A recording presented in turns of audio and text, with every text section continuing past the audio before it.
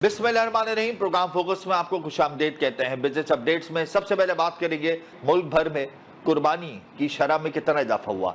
गुज़िश्ता साल की निस्बत इस साल कुर्बानी की शरह में 10% इजाफा हुआ है, लेकिन खालों की जो मालियत है उसमें 1 अरब रुपए की कमी हुई है।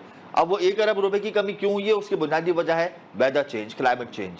सख्त गर्मी की वजह से खालें ख़राब हो जाती हैं, तो उसकी वजह से 1 अरब रुपए मालियत की कमी हुई है। खालों की मजमूई मालियत में गुज़िश्ता साल 7 अरब रुपए की खाली जमा हुई थी मुल्क भर से। इस साल 6 अरब रुपए की खाली जमा हुई हैं। बहरहाल हमारी जो लेदर एक्सपोर्ट है उसका ये ज़ख़ीरा जमा हो गया है 3 महीने का।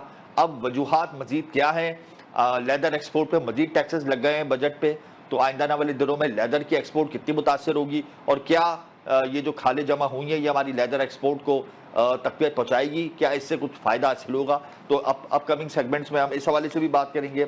इसके अलावा आरिफ हबीब ने अपने क्लाइंट का एक ख़त पाकिस्तान स्टॉक एक्सचेंज को लिखा है और उन्होंने कहा है कि हेस्को पेट्रोलियम के 76% शेयर्स आरिफ हबीब के क्लाइंट मिल्लत ग्लोबल होल्डिंग्स कंपनी ये खरीद रही थी, अब ये नहीं खरीद रही।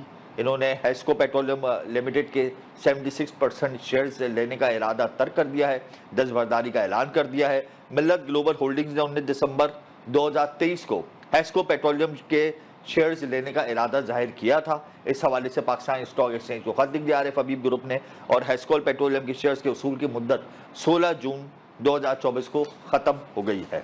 एक बड़ी डील थी जो आप पाया तकमील तक नहीं पहुंचेगी। अपकमिंग सेगमेंट्स में हम बजट के आफ्टर शॉक के हवाले से बात करेंगे, लेदर एक्सपोर्ट के हवाले से बात करेंगे और पाकिस्तान स्टॉक एक्सचेंज में जो नए रिकॉर्ड्स कायम हुए हैं और आइंदा आने वाले दिनों में सेशंस में क्या रहेगा, आया कि तेज़ी बरकरार रहेगी या प्रॉफिट टेकिंग का सिलसिला होगा। इन तमाम पॉइंट्स को हम तफसीली डिस्कस करेंगे। यहाँ वक्त एक ब्रेक का, हमारे साथ ही वेलकम बैक। प्रोग्राम इस वक्त हमें ज्वाइन कर चुके हैं डॉक्टर शाहिर हसन सिद्दीकी, मौसी तज्जाकार हैं। बहुत शुक्रिया डॉक्टर साहब, आपने अपना कीमती वक्त दिया। बजट तो बिलाखिर पेश हो गया, अब बजट के आफ्टर शॉक्स आना शुरू हो गए हैं, मामूलाती ज़िंदगी मुतासर होना शुरू हो गई है, इस पर आप क्या कहेंगे? बुनियादी तौर पर हुकूमत ने जो ये बजट पेश किया है उसमें उनका मकसद सिर्फ ये था कि IMF से कर्जा मिल जाए, दोस्त ममालिक से कर्जा मिल जाए, रोल ओवर हो जाए ताकि गाड़ी चलती रहे। तो वही जैसे 23 प्रोग्राम थे, ये 24वां प्रोग्राम हम जा रहे हैं, उसमें है यही कि मईशत को इस्तेहकाम कर दें, यानी मईशत की शरह नमू बेशक सुस्त रहे। जब मईशत की शरह नमू सुस्त रहेगी तो जाहिर है कि जो है रोज़गार के ज़्यादा मौक़े मैसर नहीं आएंगे, महंगाई की शरह ऊँची रहेगी, तो हमारी शरह नमू जैसे आपने देखा कि खित्ते के मुल्कों के मुकाबले में आधी और महंगाई दुगनी से ज़्यादा, ये तो है ही। बिल्कुल। लेकिन जो मसला है वो ये है कि हमने मुस्लिम लीग नून का मंशूर जो था, जिसको हमने सपोर्ट किया था, उसको उन्होंने नज़रअंदाज कर दिया है। वैसे वज़ीर ख़जाना का उससे मंशूर से कोई ख़ास ताल्लुक भी नहीं था, वो बिल्कुल मंशूर तो एक तरफ चला गया। मगर मसला सिर्फ ये था कि अगर मेरे ख्याल से कौम कुर्बानियाँ दे रही है, 1965 से 23 प्रोग्राम आ चुके हैं, अगर इसमें आवाम को रिलीफ ना मिलता, लेकिन 100% आवाम को ये यकीन हो जाता कि 3 साल के बाद हमें IMF की प्रोग्राम की ज़रूरत नहीं रहेगी, हम अपने वसाइल पे गुजारा करेंगे, उस वक्त जो है ज़ाहिर बात है हुकूमत इस पोजीशन में होगी। अगर ये मकसद भी हासिल हो जाता तो अवाम 65 से कुर्बानी दे रहे हैं, 1965 से अब भी दे देते। मगर बदकिस्मती से ऐसा लग रहा है कि ये जो 24वां प्रोग्राम 3 साल या 4 साल का होगा, उसके बाद फिर ज़रूरत पड़ सकती है, ये तो परेशानी की बात है। मगर हल वज़ीर-ए-आज़म साहब ने खुद बता दिया था। उन्होंने ये फरमाया था, आपने प्रोग्राम में अपने डिस्कस भी किया होता, बिल्कुल, कि ये जो साल अब ख़त्म हो रहा है, इसमें FBR को जितना वसूल करना चाहिए था, उससे उन्होंने 15,000 अरब रुपया एक साल में कम वसूल किया है। अब अगर ये जो खुद कह रहे हैं, अगर ये वसूल अगले साल कर लें तो फिर ये होगा कि बिजली के नर्ख नहीं बढ़ाने पड़ते, गैस के नर्ख नहीं बढ़ाने पड़ते, पेट्रोलियम लेवी नहीं बढ़ाना पड़ता, शायद तालीम का बजट भी जो है सूबे ज़्यादा दे देते और सेहत का बजट भी दे देते, तो आम आदमी को रिलीफ मिल जाता। लेकिन वो 15,000 रुपये की कमी जो बात उन्होंने की थी, इस बजट में वो बरकरार है, फिर 15,000 अरब रुपया कम आ रहा है। ये बात मैं क्यों कर रहा हूँ कि अगर ये 15,000 अरब रुपया कम वसूल हो रहा है, फिर हमारे देखिए कौम जो है वो बेतहाशा अखराजात करती है, शाना अखराजात करती है अपनी सकत से ज़्यादा, तो बचतें नहीं करते। तो हमारी बचतों की जो शरह है वो तकरीबन वो 10,000 अरब रुपये एक साल में हम कम मुल्क की बचतें करते हैं, कम करते हैं। और 15,000 हमने टैक्स में कम वसूल किया, मुल्क की सरमायाकारी भी नहीं हो रही, उसमें कोई 12,000 कम अरब कम कर रहे हैं। जी ये जब तक खराबियां बरकरार हैं, हुकूमत देना भी चाहे तो नहीं दे सकती, कोई इसमें ऐसी तजवीज़ नहीं है। तो अब हम ये देखेंगे कि रुपए की कदर गिरनी है, क्योंकि इंपोर्ट्स बढ़ेंगी, ट्रेड बिल्कुल। डेफिसिट जो है वो बढ़ेगा, आपको इल्म है, जारी हिसाबात का खसारा भी बढ़ेगा, बिजली के नर्ख भी बढ़ेंगे, गैस एक्सपोर्ट के गिरेगी हमारी, एक्सपोर्ट जी पे बेबहा टैक्सेस आयद कर दिए गए हैं।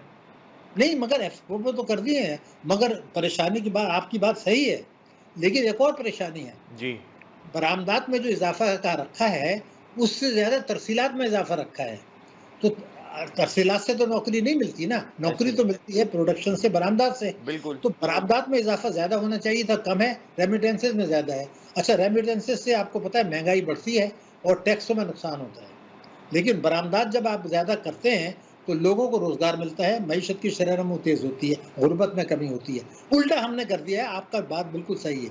तो अब मेरा कहना ये था, जो मैं आपके सवाल के जवाब में कह रहा हूँ, कि जब आपने ये बचतें भी कम है, टैक्सों की वसूली भी कम है, मुल्क की सरमायाकारी भी नहीं हो रही, फिर 26 मिलियन बच्चे, जो दुनिया में सबसे ज्यादा तादाद है स्कूल न जाने वालों की, जी वो स्कूल नहीं जा रहे, इतना दुनिया में किसी मुल्क में नहीं जाता, कम है, सबसे ज्यादा हम हैं।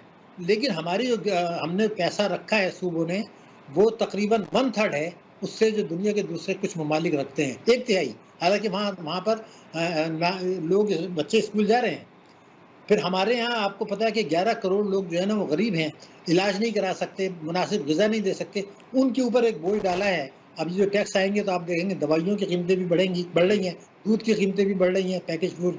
तो मेरा कहना ये था कि जो आम आदमी चीज़ें इस्तेमाल करता है उसकी कीमतें बढ़ी, तालीम का बजट कम हुआ, सेहत का बजट कम हुआ, ना वो इलाज मुआवजा करा सकता है, ना बच्चों को पेट भर के बिल्कुल। खाना सकता है। तो फिर कर्जा लेना मकसद तो नहीं है, कर्जा लेने के साथ ये जो आवाम है, रोजगार हमारे यहाँ, मेरा अपना ख्याल ये कि 9% बेरोजगारी है, लोगों के पास रोजगार नहीं है। तो वो आपको आपको रोजगार, डॉक्टर साहब लगता है कि जो बजट पेश हुआ है ये 3-4 महीने चल जाए तो बड़ी बात है? मेरे ख्याल से इसमें बड़े पैमाने पर तब्दीली होंगी। आज आपने देखा कि पीपल्स पार्टी जो इनके साथ है, उसकी वजह में आपने नुक्ता अहम उठा दिया है, जी मगर मैं अवाम के को बता दूं क्या है। इसमें उन्होंने ये कहा था कि सूबे 1200 अरब रुपए जो उनको पैसा मिलेगा वो खर्च नहीं करें, 1200 रुपए वापस कर दें, वफाक को फाजिल दिखा दें, ताकि बजट खसारा कम रहे। अब ये सूबों का उन्होंने रखा था 1200 अरब रुपया, जी सिंध उनका इत्तेहादी है, उनका हिस्सा बनता था 300 अरब रुपया, उन्होंने तो 1 रुपया भी नहीं रखा, तो 300 का अरब का झटका ये लग गया। केपी तो जाहिर बात है आजकल झगड़ा चल रहा है, उन्होंने भी नहीं रखा, तो 180 अरब वो निकल गया, बलूचिस्तान भी नहीं देता। तो पहला झटका लग चुका है उस बजट को, जो अभी मंजूर नहीं हुआ, लेकिन बजट को ही कई सौ अरब का झटका लग गया। तो फिर ये कि बहुत से लोग मुतालबात आ रहे हैं, आपको पता है पीपल्स पार्टी के चेयरमैन अपनी टीम के साथ मिल रहे हैं, उनके अपने कुछ मुतालबात होंगे, जिसमें ज़्यादा फ़ायदा जो है ना आवाम का या मईशत का नहीं होगा, उनके जो ताकतवर तबकों को होगा वो भी कुछ ना कुछ माने जाएंगे। तो ये जो आपका खदशा है, मैं इससे इत्तफाक करते हुए ये कह रहा हूँ, उन तब्दीलियों का भी बोझ ज़्यादा आवाम पर ही पड़ेगा। तो यानी हमारा इसका, सारा मलबा आवाम ने उठाना है। 3,500 अरब रुपए के जो टैक्सेस आए हुए हैं इस बजट में, उसका सारा मलबा सैलरीड क्लास पे डाला गया, टेलीकॉम सेक्टर पे डाला गया, एक्सपोर्टर्स तो चले 1% देते तो उन पे डाला गया, वो टैक्स नेट में आ गए, नॉर्मल टैक्स रिजीम में से हमारी एक्सपोर्ट भी मुतासर होगी। तो अब हम हमारी डायरेक्शन क्या है? मतलब हुकूमत ने तो पेश कर दिया IMF की ईमा पर, अब हम कहाँ खड़े हुए हैं डॉक्टर साहब? बिजली महंगी, गैस महंगी, पेट्रोलियम लीवी 20 रुपए आयद हो जाएगी तो महंगाई का तो जो है तूफान आ जाएगा। देखिए बात फिर वही आ जाती है जी कि सवाल ये पैदा होता है कि अभी आप देखिए फेडरेशन ऑफ पाकिस्तान ने बहुत ज़बरदस्त मुबारकबाद दी कि हुकूमत को हम सलाम पेश करते हैं, वो भी खुश हो गए, उनको एनर्जी के रेट में कम मिल गया, एक्सपोर्टर्स को भी कुछ ना कुछ कंसेशन मिल जाएगा, ताकतवर तबकों को मिल जाएगा। जी सवाल ये है कि अवाम के लिए रोने वाला कौन है? अब अवाम का मसला ये है, मैं आपको बता दूं, जो रिटायर्ड मुलाजमीन हैं उनको अभी तक होश ही नहीं है कि उनको जो तनख्वाहों में इजाफा हुआ है वो उससे ज़्यादा टैक्सेज उनके ऊपर लगेंगे, बिजली के नर्ख, पेट्रोल के नर्ख बढ़ने से उनके ऊपर बोझ आएगा। तो मैं इसे कहता हूँ, जिस मुल्क में 375 अरब रुपया तनख्वाहदार तबके एक साल में टैक्स दें और ज़री शोबा जो है वो 2.5 अरब रुपया 3 अरब रुपया टैक्स दे, जबकि उनका 24% हिस्सा है, तो ये चीष्टी की आदाद शुमार बता रहे हैं कि ये जो पढ़े लिखे लोग हैं, और ये जो 9 करोड़ लोग हैं जिनके पास मोबाइल है, प्लम्बर है, इलेक्ट्रीशियंस है, उनसे भी आप टैक्स ले रहे हैं। जी। तो सवाल ये पैदा होता है कि वो तो जिंदाबाद के नारे लगाते हैं, या जो है व्हाट्सएप पे रोजाना 50 मैसेजेस जाती हैं, वो फलां पार्टी जिंदाबाद, वो मुर्दाबाद।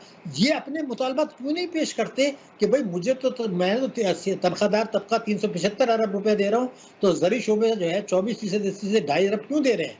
ये क्यों नहीं कहते कि अभी अप्रैल में जो ट्रेजरी बिल है, आपको पता है ताकतवर लोग ट्रेजरी बिल खरीदते हैं, बिल्कुल। उसको इस हुकूमत ने 21% मुनाफा दिया। शोधा को, बेवाओं को, यतीमों को, माजूर को बहबूद सर्टिफिकेट पे 16% दिया। तो ये जो पेंशनर घर बैठे हुए जिंदाबाद के नारे लगाते हैं या गालियां देते हैं अपोजिट पार्टी को, वो ये क्यों नहीं कहते जी मेरे साथ ये जुल्म तो खत्म करो, मुझे 16% क्यों दिया है, उनको 21% क्यों दिया है? तो ये लोग जब तक अपने हकूक के लिए ये खुद बात नहीं करेंगे, व्हाट्सएप पे नहीं आएंगे, सिविल जलसों में जाके जिंदाबाद नारे के बजाय ये कहेंगे कि मेरा बच्चा तो स्कूल नहीं जा रहा, मेरा बच्चे को तो तालीम नहीं मिल रही, मेरे बच्चे को तो इलाज मुआवजा नहीं मिल रहा, मैं उसको पेट भर के खाना नहीं मिलाता, तो मैं क्यों जलसों में आके तो ये जिम्मेदारी कबूल नहीं कर रहे हैं। तो अब कुदरत के कानून के तहत इन पे बोझ बढ़ रहा है, डाला जाता रहा है, जाला है, आइंदा भी डाला जाएगा अगर इन्होंने अपनी इस्लाह करके। रसूल साहब ने यही मिनी फरमाया। बिल देख रहे हैं आप? जी, मिनी बिल को आता हुआ देख रहे हैं 2-3 महीने के बाद? इसमें कुछ न कुछ नए लगेंगे अवाम के ऊपर। मैं पूरी जिम्मेदारी से कह रहा हूँ, आपकी बात बिल्कुल सही है। अवाम पर वो गोशे सामने आएंगे जो अभी उनको पता नहीं है। बड़ा मिनी बजट का मैंने बताया ना कि जब आप रुपए की कदर गिराएंगे, वो भी एक मिनी बजट है। क्यों? क्योंकि आपकी जो इम्पोर्ट्स हैं 55-60 अरब डॉलर, वो महंगी होंगी। फिर जब आप पेट्रोलियम लेवी बढ़ाएंगे, अभी तो नहीं बढ़ाया, वो पेट्रोलियम लेवी तो बढ़ेगा, फिर बिजली के नर्ख भी बढ़ेंगे, फिर गैस के नर्ख भी बढ़ेंगे, फिर ये जो आवाम के दबाव जी। पर, पॉलिटिकल पार्टी के दबाव कुछ चीजें वापस लेंगे, जी। उसका असर भी आवाम पर आएगा। तो बिल्कुल सही आप कह रहे हैं, अवाम मगर पर आएगा। अच्छा, आखिर में मुझे ये बताएं डॉक्टर साहब, बजट तो पेश हो गया, आईएमएफ मॉनिटर करेगा कि इस बजट के जो नुकात हैं वो सही तरीके से इम्प्लीमेंट हो गए हैं, इसका क्या इम्पैक्ट आएगा, इसमें 2-3 महीने लग जाएंगे, उसके बाद आईएमएफ हमें नए प्लान में दाखिल करेगा जो 6-7-8 अरब डॉलर का हो सकता है। लेकिन अगर ये 3-4 महीने जो इतने क्रूशल होंगे, अगर इसमें हुकूमत अपने टारगेट अचीव नहीं करती और आईएमएफ भी मुंह मोड़ लेता है, तो फिर हम कहाँ खड़े होंगे? मेरे ख्याल से ये गलती ये नहीं करेंगे। इनको इनको यही तो इस चीज़ का एक ही तो इनकी कामयाबी है कि इनको ये समझ आ गया जी। कि हमारे पास 9 अरब डॉलर के रिजर्व्स हैं, 20 अरब डॉलर की हमने पेमेंट करनी है। हम आईएमएफ के बगैर फिलहाल जिंदा नहीं रह सकते, मगर ये तो तैयारी कर रहे हैं कि 4 साल के बाद भी आईएमएफ के पास जाएं, तो ये ऐसी गलती नहीं करेंगे मेरे ख्याल से। लेकिन पैसा इनको मिल जाएगा, किस्तें भी मिल जाएंगी, जो है रोल ओवर भी हो जाएगा। मईशत ठीक नहीं होगी, मईशत कमज़ोर होगी, मईशत खोखली होगी, आवाम की तकालीफ बढ़ेंगी। मेरी परेशानी फ़िलहाल ये नहीं है, फ़िलहाल तो ये वो उनके मुताबिक चल रहे हैं, उनको मौका नहीं दे रहे, मगर आवाम कुचले जा रहे हैं, मईशत कुचली जा रही है, रोज़गार बेरोज़गारी बढ़ रही है, और आगे चल के हमारे लिए ख़तरात बढ़ेंगे। इसलिए कि आगे चल के आईएमएफ का रवैया 3-4 साल के बाद ज़्यादा सख्त होगा, अमेरिका का रवैया ज़्यादा सख्त होगा, उससे डरें। अवाम की जो 3 साल को तबाही होगी, इनसे डरें। फिलहाल मुझे ये खदशा नहीं है कि ये आईएमएफ के खिलाफ जाएंगे, सोच समझ के काम कर रहे हैं। अवाम को नज़रअंदाज किया है, अवाम को, आईएमएफ को आगे रखा है फिलहाल, इसी वजह से ये आसान फैसला है, जो है अवाम को कुचल रहे हैं, तो वो फिलहाल सारा बोझ अवाम पे डाल दिया गया है। बहुत शुक्रिया डॉक्टर साहब, आपने अपना कीमती वक्त दिया। आईएमएफ को राजी करने के लिए आईएमएफ की ईमा पर बजट बनाया और इस बजट में जो टैक्सेस का बोझ है वो आवाम पे डाल दिया गया है और ताकतवर तबके को नवाजा गया और ताकतवर तबका जो एहतजाज कर रहा है उसको फिर रिलीफ मिल जाएगा।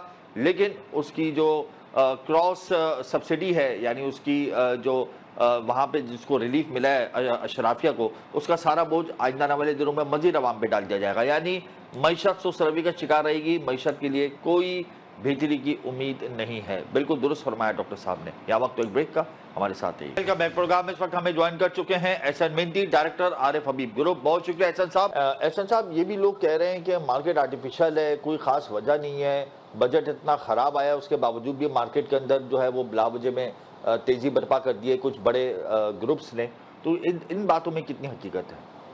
देखिए, बिल्कुल इकोनॉमिक चैलेंजेस अपनी जगह पर हैं। जिस तरह से आपने कहा कि जो हमने देखा कि टैक्स मेजर्स काफ़ी ज़्यादा टफ हो चुके हैं, हमने देखा कि टैरिफ भी जो है बढ़ गए हैं, काफ़ी ज़्यादा पावर टैरिफ एक्सपोर्टर्स पर जो है टैक्सेस नए आयद हुए हैं, उसका इम्पैक्ट भी नेगेटिव है। आगे एक्सपोर्ट अर्निंग्स पे भी पोटेंशियली जो है थोड़ा सा असर पड़ेगा नेगेटिविटी का। लेकिन इकोनॉमिक चैलेंजेस को अगर हम देखें तो अपनी जगह पर हैं, लेकिन जो पॉजिटिव आउटलुक जिस तरह से मैंने बताया कि जो इन्फ्लेशन आगे कम होते हम देख रहे हैं, IMF डील सपोर्ट होगा, एक्सटर्नल बैलेंस की जो स्टेबिलिटी है, वो फिस्कल डिसिप्लिन हम देख रहे हैं कि गवर्नमेंट ने जो है उसकी तरफ इनिशिएटिव लिया है, नैरो होगा वो भी। तो आई थिंक कि वो भी जो है वो इकोनॉमिक आउटलुक चूंकि पॉजिटिव हो चुका है, तो वो जो है वो काफी ज्यादा असरअंदाज हुआ है इन इकोनॉमिक चैलेंजेस पर। अच्छा एहसान साहब, एक्टिव क्लाइंटेल इंक्रीज नहीं हो रहा है, लोगों को प्रॉफिट मार्जिन उस हिसाब से नहीं मिल रहा है, मार्केट तारीख की बुलंदनी सर पे पेड हो रही है, तो अपकमिंग सेशंस को कहाँ देखते हैं? क्या उस आइंदा आने वाले दिनों में भी यही सूरत हाल रहेगी कि बहुत मखसूस शेयर्स में काम होगा, मखसूस लोग काम करेंगे और वही फायदा उठाएंगे? देखिए बिल्कुल, अगर आप देखें तो गवर्नमेंट की जो प्रोजेक्शंस है फिस्कल ईयर के लिए, जो प्राइवेटाइजेशन प्रोसीड्स एक्सपेक्ट करें 30 बिलियन तक, डिविडेंड तकरीबन जो 120 बिलियन, आई थिंक कि ये जो गवर्नमेंट की प्रोजेक्शंस है, state owned enterprises strong dividend देंगे और इसके अलावा स्टेट्स काफी तेजी से प्राइवेटाइजेशन होगी। आई थिंक कि ये एक रीजन बनेगा आगे जो मार्केट जो है वो तेजी लेगी। तो जाहिर है आपकी बात बिल्कुल ठीक है कि जो इकोनॉमिक चैलेंजेस नजर आ रहे थे, बट आगे जो है वो काफी ज्यादा प्रोस्पेक्ट नजर आ रहे हैं कि जो वॉल्यूम्स हैं वो बेसिकली स्टेट ओन्ड एंटरप्राइजेस को लीड करेंगे, क्योंकि जाहिर है वहाँ पे प्राइवेटाइजेशन नजर आ रही है और वहीं पे डिविडेंड ज्यादा नजर आ रहे हैं। देखिए I think across the board काम तो हो रहा है, पॉजिटिव सेंटिमेंट चुके है, तो across the board buying activity जो है देखी जा रही है। कुछ बजट के अंदर टफ मेजर्स लिए गए तो कुछ सेक्टर्स पर इम्पैक्ट पड़ा है, लेकिन अगर ओवरऑल देखें सर्कुलर डेट जो क्राइसिस है उसकी रेजोल्यूशन भी नजर आ रही है। साथ में हम देखें तो हमें जो हमारे मामलात हैं IMF के साथ वो भी रिजॉल्व होते हुए नजर आ रहे हैं। तो मेनली जो है बैंकिंग सेक्टर के अंदर भी कुछ जो है एक्विजिशंस नजर आ रही हैं, मर्जर्स नजर आ रहे हैं। तो आई थिंक ये सारे रीजन है अक्रॉस द बोर्ड तेजी के। बहुत शुक्रिया एहसान साहब, आपने अपना कीमती वक्त दिया। वैसे भी अब देख रहे हैं कि बजट से पहले जब ये कयास सराहिया की जा रही थी कि कैपिटल गेन टैक्स की शरह आयद हो सकती है स्टॉक मार्केट के अंदर, तो मार्केट एकदम डाउन साइड पे चली गई थी। उसके बाद फिर मार्केट ने रिवर्स हुई, मार्केट ने फिर से अपने आप को ग्रूम करना शुरू किया और मार्केट बेहतर हुई। यहाँ वक्त एक ब्रेक का हमारे साथ वेलकम बैक प्रोग्राम में इस वक्त हमें ज्वाइन कर चुके हैं दानिश खान, साबिक सदर काटी और साबिक सदर ऑल पाकिस्तान गारमेंट्स एसोसिएशन। बहुत शुक्रिया दानिश साहब, आपने अपना कीमती वक्त दिया। मुल्क भर में कुर्बानी की शरह में तो इजाफा हुआ है, लेकिन खालों की जो कीमत है उसमें कमी हुई है। मजमूई तौर पे खाले जो जमा हुई है मुल्क भर से, अगर मैं उनकी मालियत का निचोड़ निकालूं तो 6 अरब रुपए बनता है। गुज़िश्ता साल तकरीबन 7 अरब रुपए था। तो वजूहात क्या है, 1 अरब रुपए कम क्यों हुई है मालियत में कमी? बिस्मिल्लाहिर्रहमानिर्रहीम, थैंक यू हमजा जी। देखिए इसमें अभी तक फिगर्स आ रही है ना जी, ये तो हमने आपको एज्यूम किया है, जो कि हमारे पास जो एसोसिएशन से फिगर्स आती हैं कि तकरीबन जो है वो जो गाय की जो है जो बड़ा जानवर है जिसको हम गाय और बफलो कहते हैं या कैमल कहते हैं, वो तकरीबन 3.1 या 3.2 मिलियन, ऑलमोस्ट 3 मिलियन के करीब हुआ है। ठीक है, जो छोटा जानवर है जिसको गोट हम कहते हैं और या हमेशा कहते हैं दुम्बा, वो तकरीबन जो है वो ऑलमोस्ट 3.5 मिलियन, और जो आपकी ऊंट है वो तकरीबन 1 लाख है। अच्छा, इसमें ये डिमांड और सप्लाई पे होता है जी। ये ऐसा है कि इसकी जो प्राइसेस हैं, जो काऊ की जो प्राइसेस हैं, ये तकरीबन कोई गई है 1700, 1600, 1700 या 1800 पे गई है, एवरेज प्राइस की बात कर रहा हूँ जी।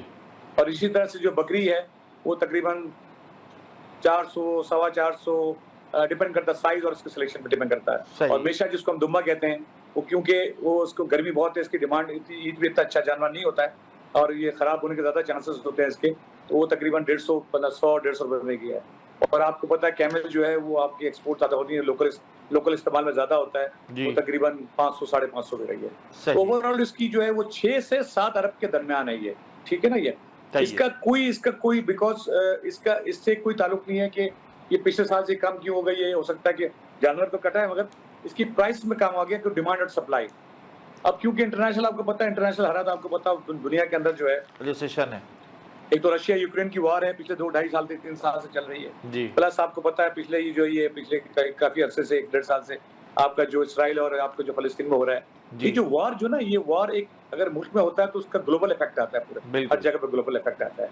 तो इसकी वजह से प्लस आपको पता है इकोनॉमिक कंडीशन ऑफ यूरोप हमारा का, क्योंकि लेदर की ऐसी इंडस्ट्री है, क्योंकि गारमेंट है अगर इसका, तो गारमेंट एक लग्जरी आइटम है, मतलब इट्स नॉट एक नेसेसिटी नहीं है, ये इट्स नॉट ए नेसेसिटी तो आपको पता खाने की चीज है या आपको एजुकेशन है या आपको जो आपका जो रोजमर्रा की चीजें जो नेसेसिटी है।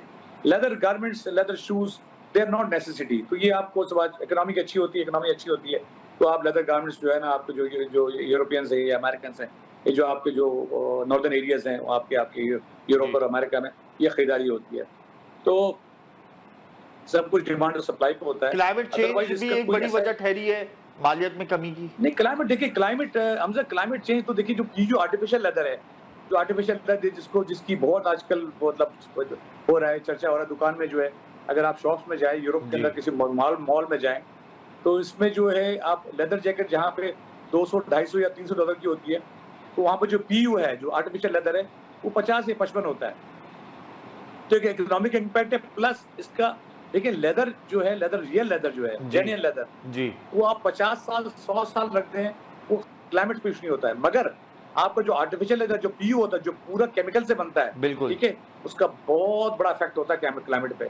ये अभी तक लोगों को मतलब ये because of the price, because of the so many reasons, इसका अभी तक लोगों को पता नहीं, मगर आस्ते आस्ते कि लोगों को पता चलना चाहिए, हो जाएगा, शुरू हो जाएगा कि जो ये आर्टिफिशियल लेदर की जो चीजें हैं, चाहे वो पर्स हो, चाहे बैग्स हो, चाहे जैकेट्स हो, चाहे शूज हो, उसका ग्लोबल क्लाइमेट पे बहुत बड़ा इफेक्ट होता है इसको, as compared to leather jacket का कोई असर नहीं होता इस पे। बजट में लेदर सेक्टर के ऊपर टैक्सेस आयद कर दिए, लेदर की एक्सपोर्ट कैसे मुतासर होता हुआ देख रहे हैं आप? नहीं, देखिए इसमें मैं आपको क्लियर कर दूं, इसमें जो लोकल है ना, जो जैसे लोकल जो दुकानें हैं लेदर की ना, इस पे सेल टैक्स पे इजाफा किया है, 15 से 18 किया है। एक्सपोर्ट पे मेरे ख्याल से एक्सपोर्ट पे तो कोई सच नहीं है। एक्सपोर्ट पे जो उन्होंने कहा है कि वो 1% है, और उसका जो है दूसरा एक टैक्स जो है, उसके अलावा नॉर्मल टैक्स रिजीम में भी डाल दिया है। हाँ, मगर वो मेरे ख्याल से शायद वो अभी तक फाइनल नहीं हुआ है। इस पे एक्सपोर्टर जो है ना काफी शोर करेंगे, मेरे हिसाब से वो शायद वो इम्प्लीमेंट नहीं होगा, क्योंकि अभी तो बजट अभी असेंबली में होगा, बहस होगी, सेनेट में जाएगा, ये अभी काफी चीजें चेंजेस आएंगे इसके अंदर। मैं समझता हूँ कि जो ये जो टैक्सेस लगे हैं, वो लोकल सेल टैक्स लगा है, वैट लगा है आपका, वो लोकल सतह में लगा है, जहाँ पे दुकानें हैं ना टेक्सटाइल, और उस पर 15% से 18% कर दिया इसको। बजट को आप अब देखें, बिलाखिर बजट तो पेश हो गया है, सनतकार इस बजट से खुश नहीं है। सनतकार कह रहे हैं कि 3,500 अरब रुपए के जो टैक्सेस आयद किए हैं वो पे ऑफ हम कैसे करेंगे जब हमारा बिजनेस ही नहीं चलेगा। तो इस बात पे भी हकीकत है कि जब बिजली मजीद महंगी होगी, गैस महंगी होगी, पेट्रोल और मसवाक की कीमतों में इजाफा होगा, तो महंगाई का एक नया तूफान बरपा होगा, और जब इतने टैक्सेस होंगी तो एक्सपोर्ट भी मुतासर होगी। तो आप कैसे देख रहे हैं किस तरीके से इंडस्ट्री चलेंगी इस मुल्क में? अब देखिए, हम थिंक इज दैट, ये तो हम पिछले कई सालों से हम शोर कर रहे हैं कि जो एनर्जी क्राइसिस है और एनर्जी प्राइसेस है ना, ये हम रीजन में कम्पीट ही नहीं कर सकते। अब हम तो कहते हैं अल्लाह ही चला रहा है हम लोग को ना, बस सब सर्किंग करें तो हम करेंगे क्या? ये इंडस्ट्री ग्रो नहीं हो रही, एक्सपोर्ट इंडस्ट्री ग्रो नहीं हो रही है। आप देखें वही 30, 32, 35 के अंदर ही खड़े हैं हम लोग, क्योंकि आपकी कॉस्ट ऑफ डूइंग बिजनेस जो है वो बहुत ज्यादा है, आपका इंटरेस्ट रेट आपका ज्यादा है, आपका बिजली की कीमत आपकी बहुत ज्यादा है, आपकी गैस की कीमत आपकी बहुत ज्यादा है। गैस फिर गैस को मतलब फ्राइडे सैटरडे संडे आपके तो गैस की लोड शेडिंग है, गैस आपको पूरा मिलता नहीं है, और प्लस जो है आपको सैटरडे या संडे गैस बंद होती है। एक ये भी बहुत बड़ा इसका एक इम्पैक्ट है। प्लस आपका पानी जो है ना, मतलब बहुत सारे इश्यूज हैं, it's not only one issue. तो इसमें मैं समझता हूँ कि अब आस्ते आस्ते ना आप कम्पीट करते हुए एकदम आउट हो जाएंगे आप अपने पड़ोसी मुल्कों से, जहाँ पे बांग्लादेश है, इंडिया है, वियतनाम है, टर्की है, क्योंकि ऑल्दो वेरी मतलब टर्की तो बहुत ही महंगा है, मगर उनकी जो देखें, उनकी जो बिजली की उनके जो प्राइसेस हैं यूटिलिटी के एज कम्पेयर टू पाकिस्तान बहुत कम है। तो ये हमने बहुत दफा मतलब सरकार को बोला है कि भाई कम से कम आप इतना तो हम ऐसा कंडीसिव एटमॉस्फेयर दें बिजनेस के लिए, आप हमें लॉन्ग टर्म पॉलिसी दें। काइबोर तो देखिए उन्होंने 1.5% कम कर दिया, मगर अभी भी 20% मतलब 22-23% जो अभी भी बहुत ज्यादा है अगर आप हमारे रीजन से कंपेयर करें।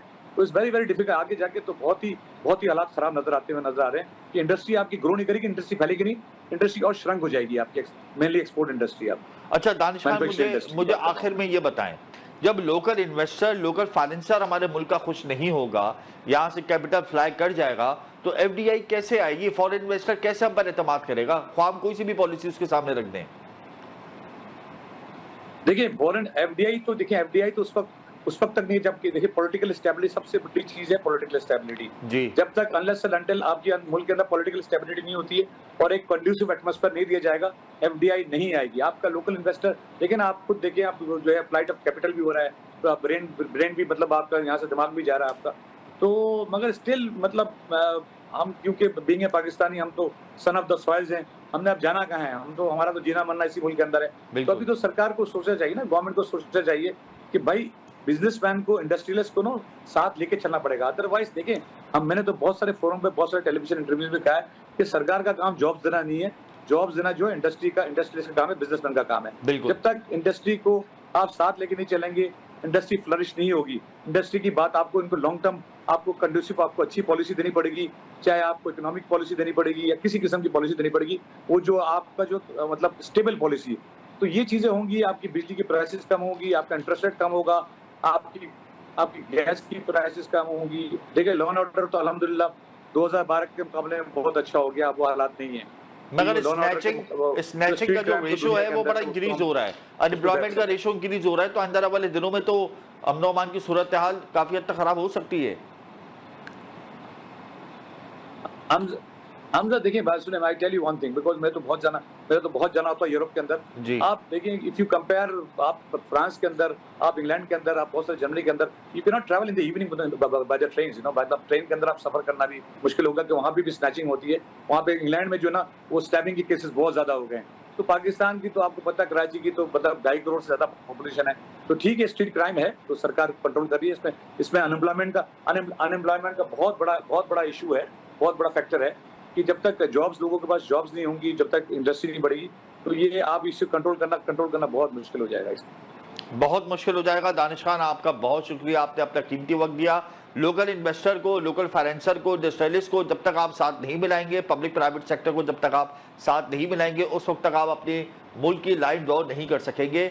बिजनेस और इंडस्ट्रीज को ग्रो करने के लिए आपको एक फोरम पे सब कुछ जमा करना होगा, एक पॉलिसी बनानी होगी। बहरहाल जब तक लोकल इन्वेस्टर खुश नहीं होगा, फॉरेन इन्वेस्टर यहाँ आने से कतराएगा, और जब फॉरेन इन्वेस्टर नहीं आएगा तो जो हमारे दावे हैं कि हम बड़े पैमाने पे अरबों डॉलर की FDI लेकर आएंगे, यहाँ पे सरमायाकारी होगी एग्रीकल्चर सेक्टर में, रियल एस्टेट सेक्टर में, IT सेक्टर में, बैंकिंग सेक्टर में, तो वो सब कैसे होगा? MOUs जो साइन हुए हैं उनका मुस्तकबिल क्या होगा? यकीनन ये एक बहुत बड़ा सवालिया निशान है और पैदा हो जाएगा मज़ीद। और 2 मिनट को इजाज़त दीजिए, प्रोग्राम का वक्त यहाँ ख़त्म होता है।